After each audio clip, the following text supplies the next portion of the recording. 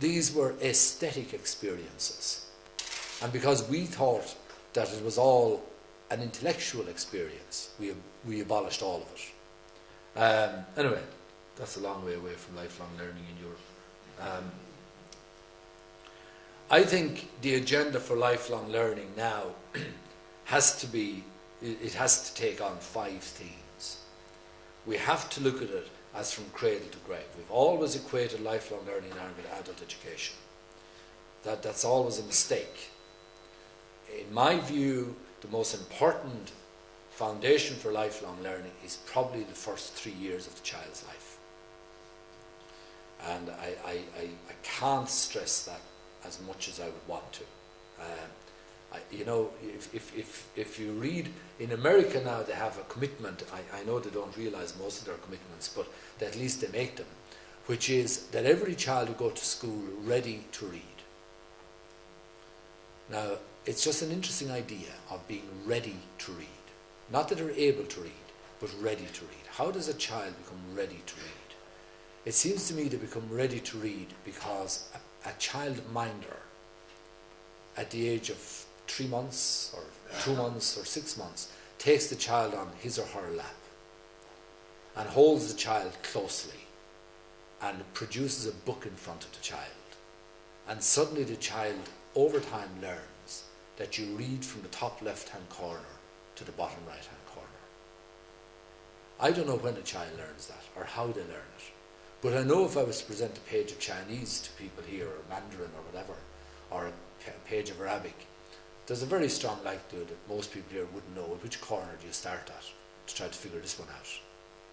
So I do feel that we need a big debate in Ireland on preschool education. And I'll return to that before I finish. And then we talk about it going right through. Too many children go through school and come out of it feeling that they can't learn. And that happens, I think, most particularly now in second level. Less so, I think, in primary. And this is a disaster for a child. It's a disaster for their ongoing education. I've worked most of my life in adult education. And all my sympathy lies with adults trying to get back into education. But I do know that you are always working against the grain if you're working with a population whose early learning has somehow been neglected or damaged. Obviously, we're talking about life-wide, a multiplicity of sources and sites, recognising that learning happens in all kinds of places. Schools will need to open up much more to the possibilities of learning outside of schools. Most particularly, I think, in the area of sport with young people, especially with boys. Maybe I know from my own work now in Maynooth with primary teachers doing the MEd with us, they would now increasingly say that the single most important organisation in a child's life in modern Ireland is the GAA. I didn't know this. I couldn't actually believe it.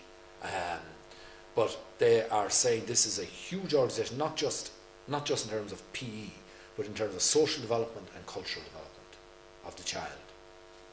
So schools need to create a much more diversified learning experience for children,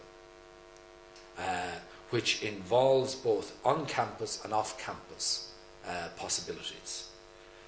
The whole concept of lifelong learning is that it is self-driven, self-motivated. So you have to create learning that somehow meets the child or the adult where the child or adult is at. Oddly enough, we can learn a lot in this from the area of special needs education. We have this notion on special needs education, the IEP, the Individual Education Plan. I think at second level especially, every child should have an IEP. They should sit down with a teacher, class teacher, guidance counsellor or whoever, on entering second level school, and each year draw up an IEP. Not just what they're going to learn in the school. They're not going to learn a hell of a lot in the school. They learn some things, but the school can only do so much. And it's increasingly the only place that's actually doing anything around children's learning, in fact. And I think teachers are increasingly the only people who are carrying this project on. But I think the IEP needs to cover how they're going to develop themselves physically, how they're going to develop themselves socially, what they're going to do in terms of their aesthetic and appreciation and development, how they're going to address their whole notions of community understanding.